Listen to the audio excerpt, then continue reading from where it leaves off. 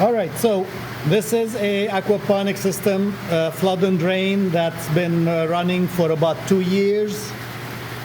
And you see here mineral crystals accumulating, and even on the gravel here, they're accumulating because of evaporation. Of course, when you scoop down where the water level reaches the maximum, these are clean, okay? Because you have about the top inch that doesn't get wet, okay?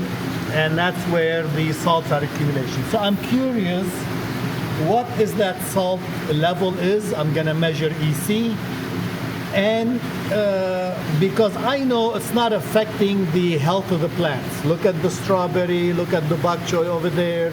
There's no salt damage. If anything, on this sweet potato here, I'm seeing iron deficiency problems. No salt damage. So yes, salts are accumulating, but that's above where the root zones are. I'm just curious, and I want to show you what the level of the salts are. So I'm gonna scoop the dry gravel that's here, and I'm gonna add water, and then I'm gonna scoop the gravel from the deeper area. You see where the water level is?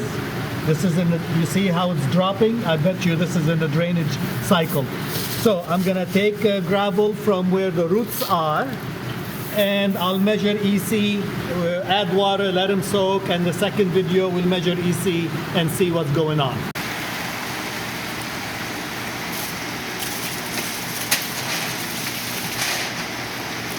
Okay, what I'm doing here is to measure the EC of the gravel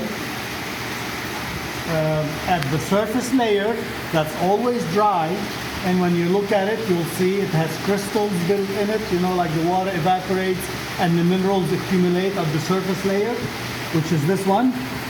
And I cleared that surface layer, like 2 inches of gravel, and I took a sample of the gravel below where it is get wet and flushed and drained, and where the plant roots are, and comparing it to the EC of the tap water that I have.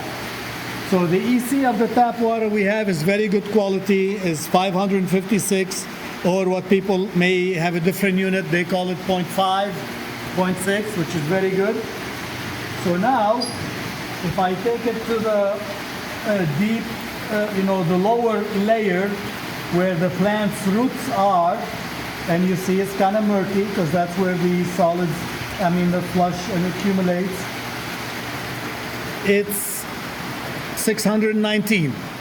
So a little bit more, telling you that there are some minerals that come from the digestion of the fish waste.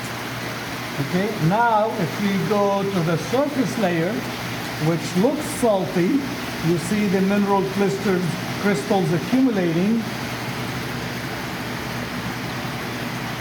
And now it is 10, 10. So definitely, so let's say 1100. So definitely that surface layer is salty, but not salty enough to cause damage to the plants. So for example, you don't have to scrape it off.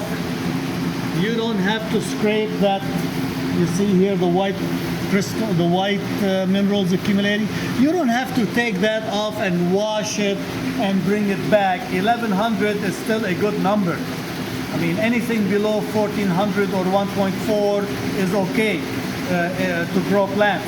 So you don't have to wash it. You can just rinse it and let it flush and accumulate and be used up by the system. It's okay. If it was much higher, then I'll tell you once in a while, scrape off the top, the dry layer of the top inch or two, wash it and bring it back, but not in this situation. So that eased my mind, because I was always worried that salty layer, is it gonna harm the plants? But whenever I plant let's say I want to plant this, I go like that, I do scrape, move out of the way that dry layer, and I plant here. So I'm never planting in this layer, well, because it's dry. It's not getting nutrient and water from the flush and drain cycle. And now I'm happy that I know it's not that concentrated that eventually is gonna burn the plants.